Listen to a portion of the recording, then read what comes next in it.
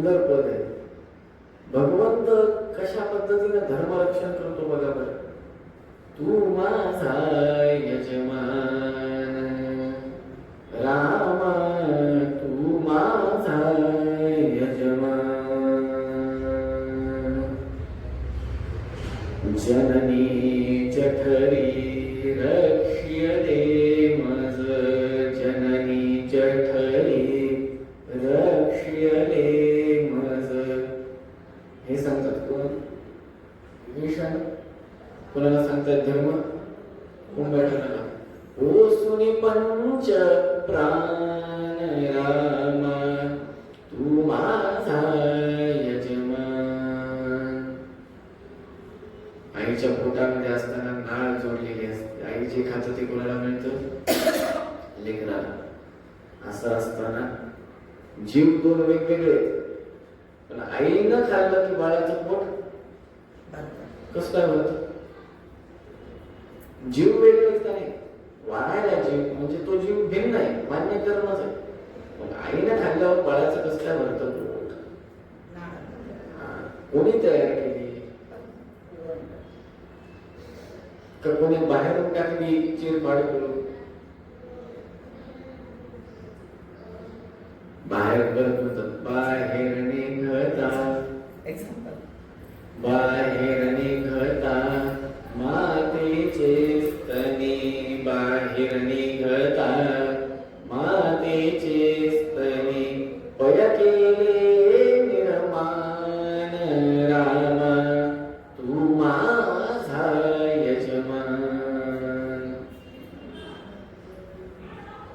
भगवंतानं गर्भात असताना कृपा केली, गर्भाच्या बाहेर आल्यावर पण कृपा केली. दूध ते पण कोणाचं? मातेचं. आधी येत होतं का? वासरू झाल्याशिवाय काय पण दूध देत नाही. देते का?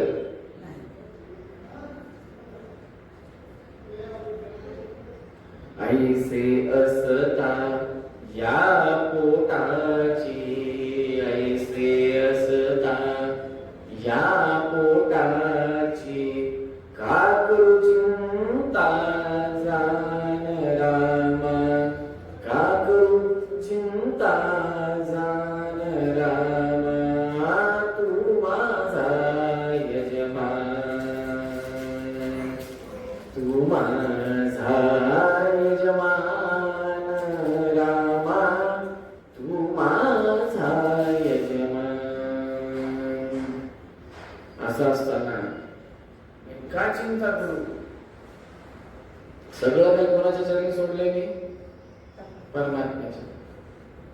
शेवटच्या कडे म्हणतात मध्वमुनीश्वर स्वामी रमापती, मध्वमुनीश्वर स्वामी रमापती, धरी माझा अभिमान रामा, धरी माझा अभिमान रामा, तू माझा यजमान.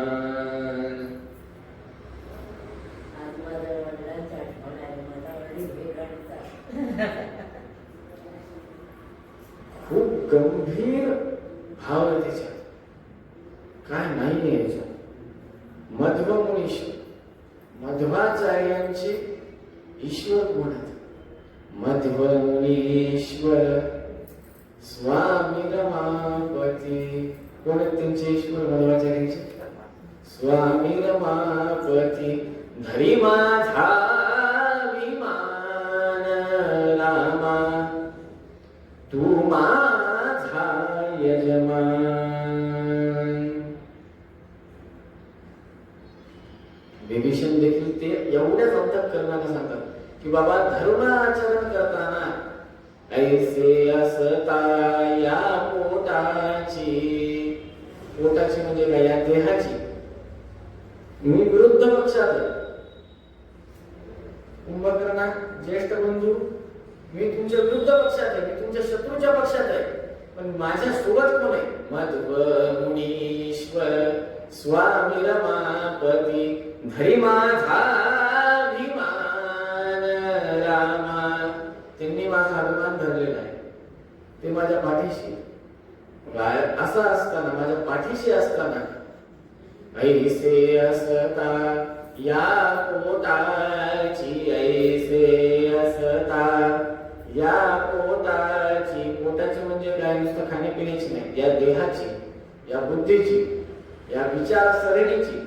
मराठी साहित्यामध्ये साहित्याचं चिंतन करताना थोडस नीट लक्ष देऊन जर का चिंतन केलं तर चंद्र सदृश मुख, नवरा बायकोला म्हणतो तू चंद्रासारखे दिसते, चंद्रावर तर काय खड्डेत. मग आता बायकोनं स्तुती केली म्हणून टाळी वाजवायची, शबासकी द्यायची, काय लाटणं हातामध्ये घ्यायचं, नेमकं करायचं काय? तर काव्यकार साहित्यकार म्हणतात की हे करू नये, काव्यामध्ये समानता उदाहरणामध्ये चिंतू नये. असं असताना पोट या शब्दानं देहेंद्रिय किंवा बुद्धिमत्ता, विचारसरणी, व्यवहार असा करून घ्यावा. ऐसे असता या पोटाची, विभीषण म्हणतात असं असताना माझ्या बुद्धीची, मी धर्माचरणाने वागतोय तर मला भीती नाहीये युद्धाची. कशाची? युद्धाची. मला माझ्या देहाची काळजी नाहीये. कालच आपण चिंतन केलं, सगळं काही दावावर लावून युद्धात उतरणं काय असतं. ह्याला उदाहरण उत्तम विभीषण आहे. समोर आपले भाऊच आहेत, त्यांना सगळ्या खास कविया माहिती, सगळं काही कुंड्याला टांगून दिलं, जे होईल ते होईल. ऐसे असता का, एवढा विश्वास कुठून आला? तर त्याचे दोन कडवे पहिले फार महत्वाचे. जननी जठरी रक्षियले मज, आईच्या गर्भात असताना रक्षण तूच केलंस. पोसूनही पंच प्राण रामा, दुसरं कडवं त्याच्यावर महत्वाचं. बरं, नुसतं तुम्हाला आतमध्ये जपलं का? बाहेर निघता मातेचे स्तने पय केले निर्माण रामा, तू माझा यजमान. अहो साधं गाईचं वासरू असो, म्हशीचं असो, रेड्याचं असो, काय काय जे जे काही प्राणी आहेत, कोणी असो, जेव्हा माता प्रसूत होते, प्राणीचे, मनुष्य पण प्राणीचे, किती नाही म्हणत तरी मनुष्य मनुष्य म्हणून काय काय करणार? शेवटी त्याची राखच होणार आहे. आला जिथून तिथंच जाणार आहे का? चुकलं. मातीतून आलात मातीत जाणार आहे. मातीतून कशी आलात ते सांगतो. धान्य खाल्लं, धान्य पिकलं कुठं? मातीत. ते धान्य खाऊन सशक्त झाला, वायुदेवांच्या अनुग्रहाने पुत्र प्राप्ती झाली, कन्या प्राप्ती झाली, ते वाढलं. ही जीवचक्र तसंच चालणार. शेवटी गेलं कुठं? धान्यातून आला, धान्यातच त्याच्या मातीतच गेला ना, मातीतून मातीत गेला, सरळ गणित.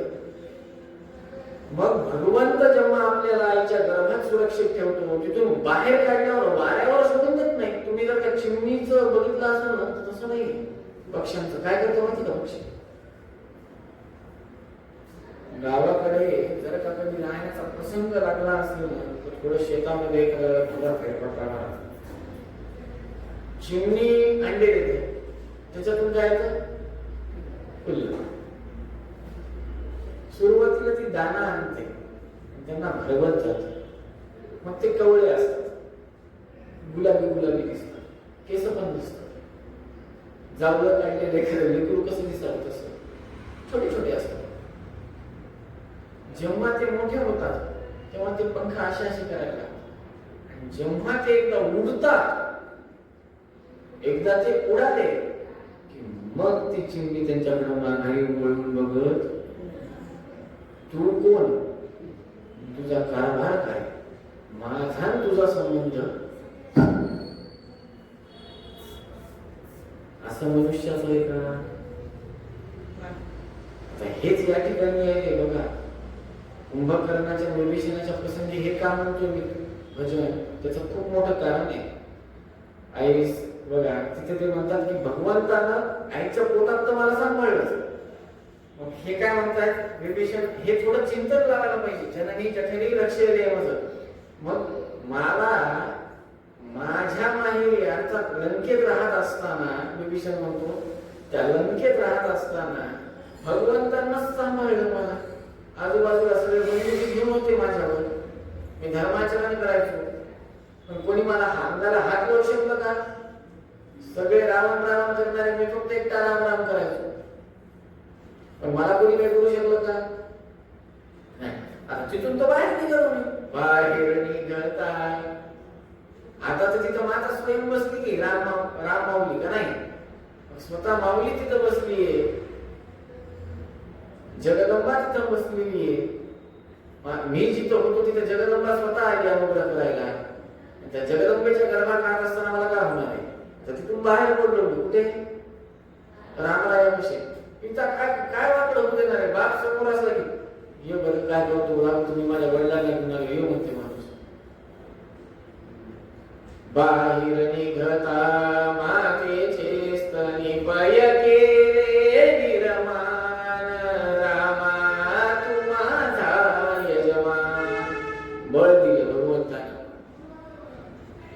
नुसतं बळ दिलं नाही, युनिटी दिली, सुग्रीव दिले, सुग्रीवाचं सैन्य दिलं आणि त्यांचा राज्याभिषेक करत त्यांना आशीर्वाद दिला.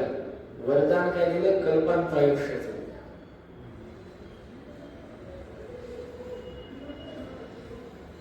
नंतर हे आता काय इकडे काय म्हणतात की बाबा धर्माचरणाशी आम्ही निगडीत राहिलो. विभीषण म्हणजे मी कळेल असं सांगतो. व्यास वाल्मिकीला आम्हाला फार स्पष्ट म्हणतात की बाबा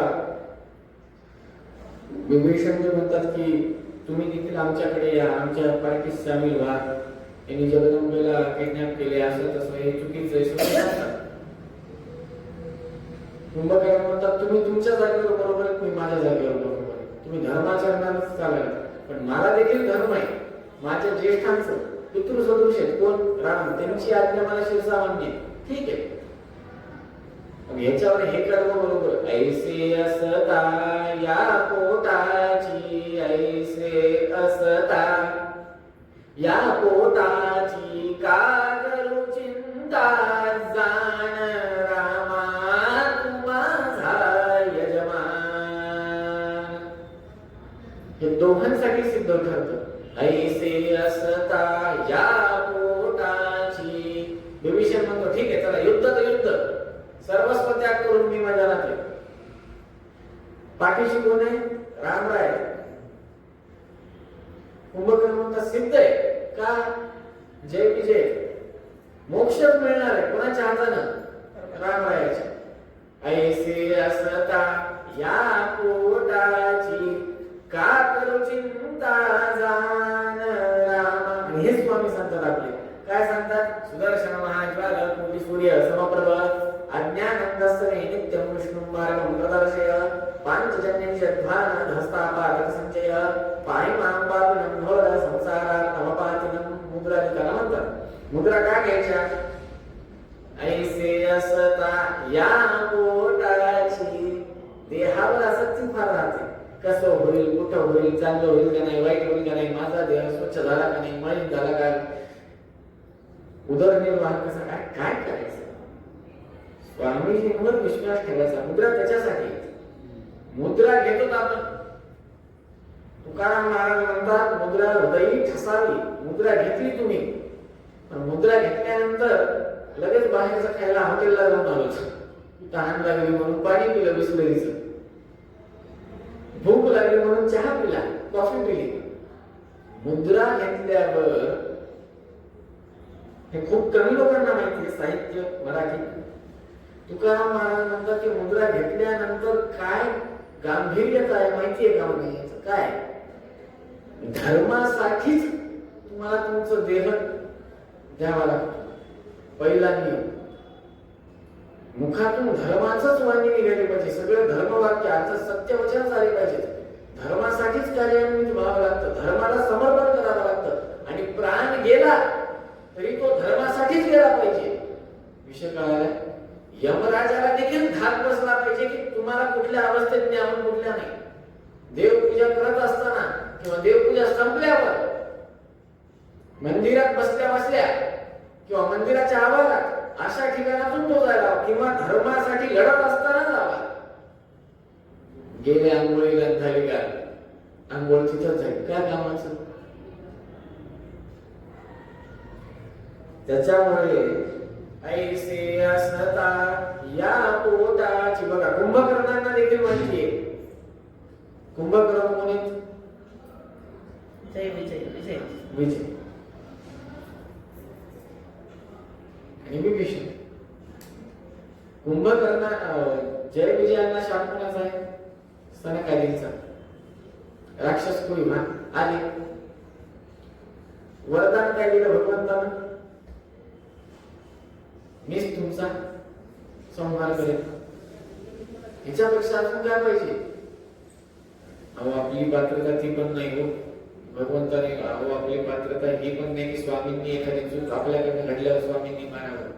स्वामींच्या चरणाशी पण उभं टाकण्याची आपली योग्यता नाही. रामदेवांचं दर्शन तर फार दूरची गोष्ट झाली. आणि इकडं विभीषण की जे स्वतः भगवंताच्या छत्राच्या आहेत, त्यांना कशाचं भय? ऐसे असता या देहावर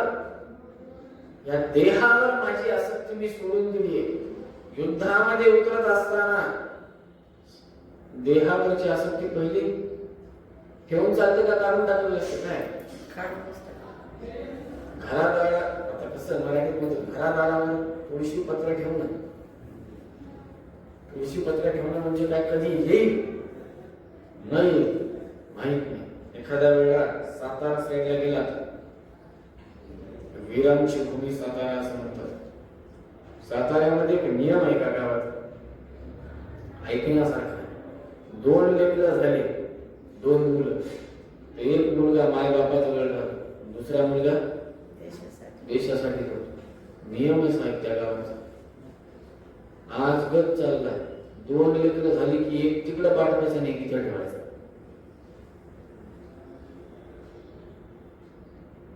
असं असताना सर्वस्व त्याग करून जेव्हा आपण भगवंताच्या चरणी नतमस्तक होतो, तेव्हा अनेक नातेवाईक म्हणतात, अनेक आपल्या आजूबाजूच्या ओळखीचे माणसं म्हणतात काय की बाबा कसं होणार तुझं. त्याच्यावर आपण विचार न करता उत्तर काय? ऐसे असता या पोटाची का करू चिंता, जाण रामा तू माझा यजमान. मग शेवटी प्रश्न येतो की हे रामराय कोण आहेत ज्यांच्या भरोशावर तुम्ही एवढं करायला? कुंभकर्णाला जागृती आली किंवा विभीषण स्वतः म्हणतात की बाबा मी भयमुक्त आहे. कुंभकर्ण म्हणतात जे व्हायचं ते होऊन जाऊ द्या, मी माझ्या ठिकाणी धर्मानुसार वागतोय, कारण की मला माझ्या ज्येष्ठ भावाची वडील, बघा वडिलांच्या जागेवर कोण असतं? ज्येष्ठ भाऊ. पिता सदृश, पितृतुल्य, त्यांची आज्ञा आहे मला, मी त्या धर्मानुसार वागतो, तुम्ही तुमच्या धर्मानुसार वागा. कोणाच्या भरोशावर 2 धर्म एकत्र समोरासमोर आले? असे कोण आहेत? कोणती ताकद आहे? तर मध्व मुनीश्वर स्वामी रमापती. मध्व मुनीश्वर स्वामी रमापती. मध्व मुनीश्वर कोण आहेत? मुनीश्रेष्ठ मध्वाचार्य. त्यांचे स्वामी कोण आहेत? रमापती. कोण झाले ते? भगवंत रामराय. मध्व मुनीश्वर स्वामी रमापती. धरी माझा अभिमान रामा. मराठीमध्ये शब्द प्रयोग होतो की भगवंताना आता लाज राखावी आपली. माझा अभिमान, माझी मान मर्यादा आपण म्हणतो ना. नानेन माडिदेनो रंगय्या रंगा. त्याचा पुढचं काय? मान अभिमान. कोणाचा मान अभिमान कोणी दिलंय? कोणी दिलं? परमात्मा. तेच सांगतात धरी माझा